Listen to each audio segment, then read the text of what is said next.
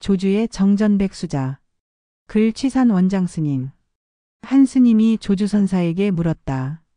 조사가 서쪽에서 오신 뜻이 무엇입니까? 뜰 앞에 잣나무이다. 화상께서는 경계를 가지고 사람에게 보이지 마십시오. 나는 경계를 가지고 사람에게 보이지 않았다. 무엇이 조사가 서쪽에서 오신 뜻입니까? 뜰 앞에 잣나무이다. 조주선사께서 이러한 말을 한 것은 몹시도 느지막한 나이였다. 당시 조주선사께서는 관음원에 머물렀는데 오늘날 그곳은 백림선사라고 불리고 있다. 그곳에는 여전히 1800년 수령의 측백나무 고목들이 남아있다고 한다. 이것은 곧 당시 조주선사께서 머물던 곳에는 잣나무가 아니라 측백나무가 있었다는 방증이다. 그런데 여전히 잣나무라고 하는 것은 그저 번역의 오류를 답습하고 있는 것이다.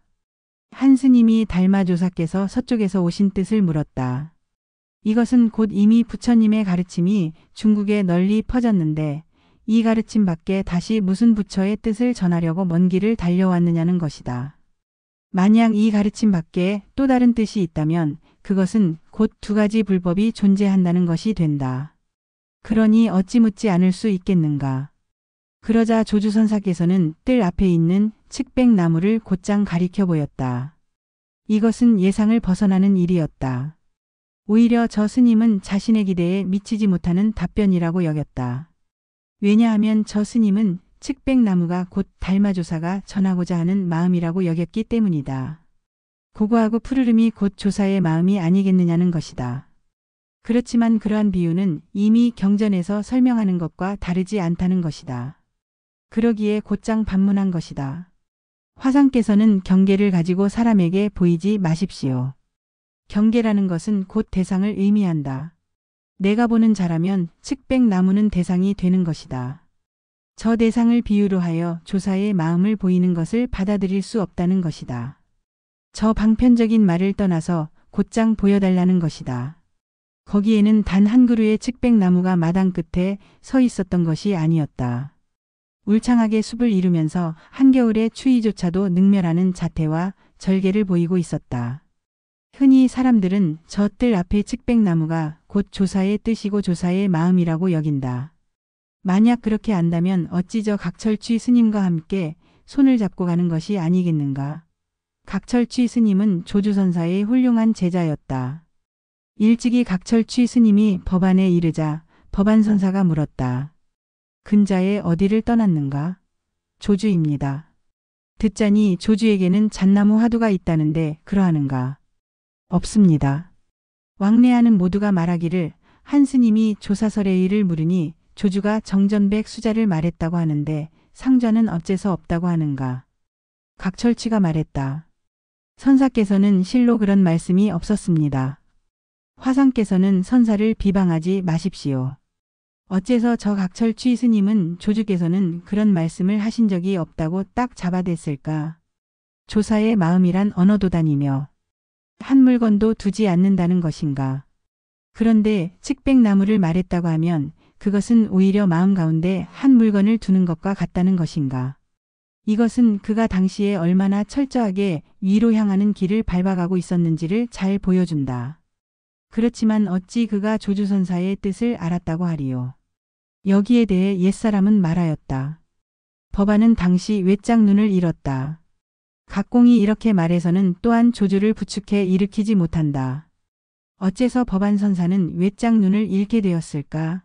각철취 스님이 조주를 부축해 일으키지 못했다는 것이 구체적으로 무슨 말일까? 이 정전백 수자의 화두를 살피려면 반드시 이 두 가지 관문을 나란히 꿰뚫고 지나가야 할 것이다. 그러기에 옛사람은 말하기를 이 두 가지를 떠나서 따로 조주를 찾는다면 그것은 틀림없이 조주선사에게 누를 끼치는 것이며 지옥에 떨어지는 것이 화살과 같다고 한 것이다. 저 외짝 눈을 잃었다고 한 것은 곧 당시 각철취 스님이 완강하게 부정하였기에 법안선사가 다시 추궁하여 묻게 되었는데 이것은 오히려 각철취의 외짝 눈을 부정하는 꼴이 되었기 때문이다. 그리하여 오히려 이쪽을 버리고 저쪽을 붙드는 격이 된 것을 지적한 것이다. 옛사람은 노래하였다. 뜰 앞에서 잣나무가 땅 가운데에서 나오니 소와 쟁기를 빌리지 않고 줄령해서 밭을 간다. 서쪽에서 오는 1000가지의 길을 바로 보였으니 울창하고 빽빽한 숲이 눈동자이다. 언제 저 측백나무를 마당 끝에 심었기에 지금 이처럼 우르창창하게 되었을까?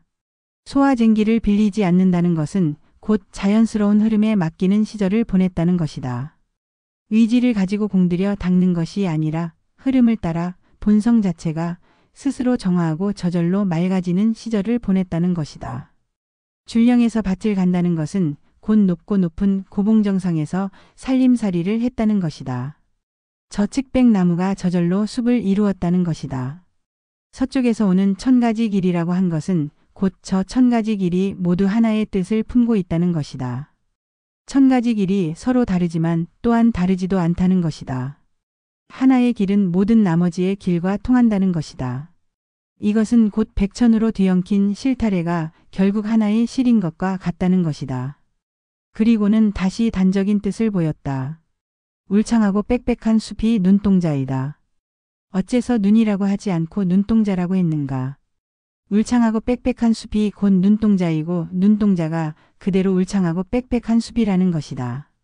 저 반근포절의 일이 사위성 급고독원 밖에 있지 않다는 것이다. 조주선사가 이렇게 말한 뜻을 저 7살 용녀도 알 수 있지만 어찌 80세 늙은이라도 다 알았다고 할 수 있을 것인가. 그러기에 설령 마루구를 알았다고 해도 수기하지 못한다고 한 것이다. 다시 처음으로 돌아가 보자. 저 스님은 반박하였다. 화상께서는 경계를 가지고 사람에게 보이지 마십시오. 저 스님은 지금 눈에 핏대를 세우고 상심지를 켜고서 쏘아붙이고 있다. 화상께서는 무심히 무슨 말인지도 모르냐고 반문하고 있는 것이다. 오히려 입을 닥치고 침묵해야 하지 않겠느냐는 것이다. 여기에 어찌하여 초록의 점을 찍느냐는 것이다. 좋은 말이다. 그렇지만 만약 그렇게 안다면 조주선사를 크게 놓치고 있는 것이다. 그는 지금 정전백수자라고 말한 뜻을 전혀 짐작조차도 못하고 있는 것이다. 그는 사실 저 각철취 스님과 크게 다르지 않는 것이다. 예나 지금이나 허다한 수행자들 역시 저 각철취의 패기를 흠모하고 따르고 있을 뿐이다. 이에 다시 조주선사는 말했다. 나는 경계를 가지고 사람에게 보이지 않았다. 어찌 정전백수자라고 한 뜻이 마음과 경계에 속할 것인가. 그저 잠시 삼승을 향해 방편으로 설했을 뿐이라고 안다면 어찌 옛사람을 알았다고 하리요. 옛사람이 평지에 송곳을 찌른 뜻이 무엇이었을까. 옛사람은 말하였다. 무엇이 조사가 서쪽에서 온 뜻인가 정전백수자이다. 이렇게 알아서는 곧 옳지 않다. 무엇이 조사가 서쪽에서 온 뜻인가 정전백수자이다. 이렇게 알아야 바야흐로 비로소 옳다. 끝으로 한 구절 보탠다. 뜰 앞에 측백나무여. 천하로 선객들이 내달렸다. 덕산탁 발화를 떠올려 보니 다르지도 않고 같지도 않았구나.